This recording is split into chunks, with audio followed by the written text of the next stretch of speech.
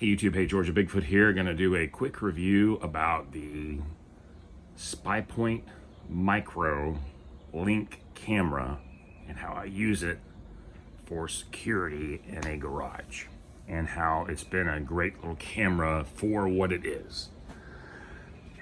Anyway, several years ago, pardon, we got wild roosters in our neighborhood. Several years ago, someone broke into this closet here in our garage. And this camera caught him. We called up the police, and the police were like, well, we can't do anything because we don't know who it is. And I said, oh, quite contrary. We got a photo of him. And they came out, they did some investigation. They saw that camera, and they were like, you know what? No one ever gets a pic of the bad guy around here. And I said, well, we got one. And anyway, the guy had an identifying neck tattoo, and the officer said, you know, that's the reason why you shouldn't get an identifying neck tattoo if you're a bad guy.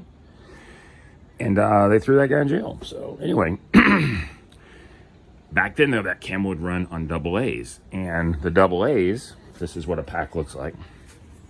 The AA's would last, you know, I don't know, like four to 5 months. And that's with this camera set for 1 second trigger and I think it's set on 5-second delay. That means anytime anything walks in front of it, snaps a picture, uploads it, sends it directly to my phone on the Spypoint app. For those of y'all who know me, y'all know I'm a big Browning guy. I love Browning cameras, but for the price and for the performance of what they are, these Spypoint Micro Link cameras are fantastic. Fantastic. I'm not getting paid by Spypoint. No one's giving me free cameras. Just telling y'all what we got going on here. This camera is on a special mount that unfortunately is no longer made by a company called Murphy Metal Art.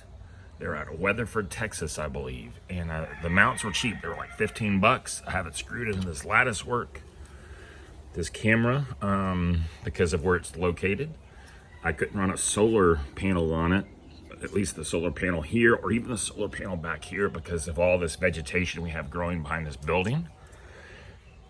This battery pack, with brand new, at the time, a year ago, I installed this on April the 20th of 2023. Today is now April the 10th of 2024. So almost basically 355 days later.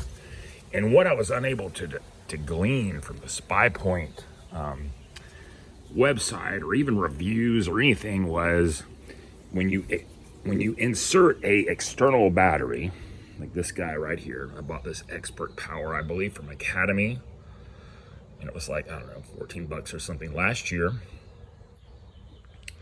You hook it up to a cable that plugs in the bottom. Plugs in the back, but from up this position.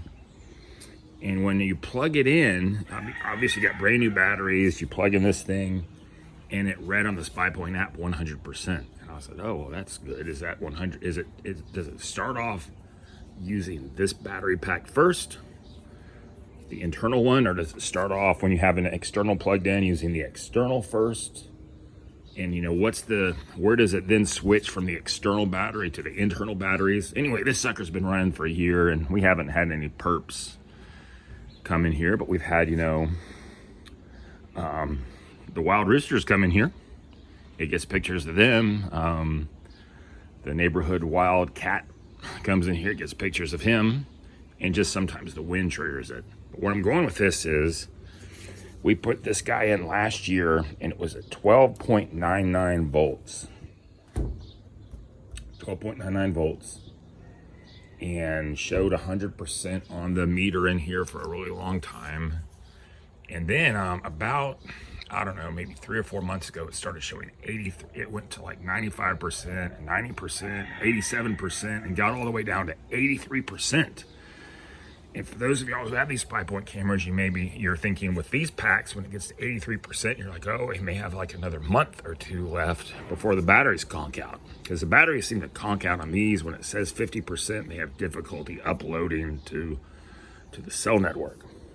So I just came out here last night And I checked it, hadn't checked it in a while. And this battery read 11.93 volts.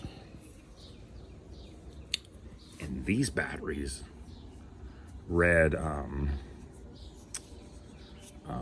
per cell 1.59 volts each. And which means from the percentage it was showing, it means this camera after 355 days was still running off of this battery. Does that make sense?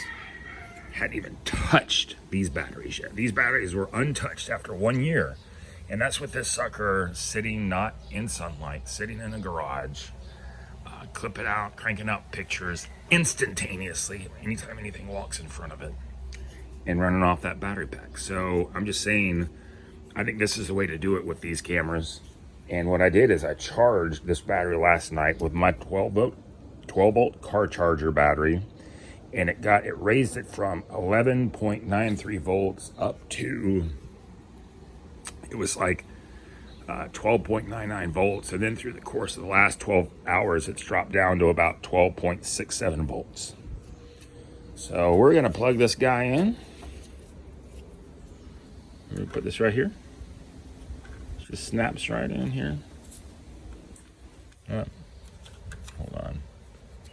This rubber seal has kind of come out a little bit. See that right there? It's probably because we haven't had this thing opened in a year. You know, if you're still watching this video, then I guess thank you. I don't have my channel monetized. I do this just to help people. Maybe one day I'll have it monetized, but so far to date I haven't. And that's here on April. That's after having a YouTube channel for like 15 years. And then down here, amidst all this mess, you see the spade grips. And I just have these spade grips. They go into the battery right here. See? Little spades. And that's just been sitting like this. Not in a box, not in some fancy enclosure, but granted covered by, you know, an asphalt shingle roof. No little critters have jacked with this thing. Although I realize if this was in the woods, they probably would. This antenna pointed down for a lower profile still works, still triggers. Got that in, and I'm gonna turn this on. That's flashing, and there we go. It's flashing green, means we're good to go. We're gonna close this, and this camera's gonna be ready.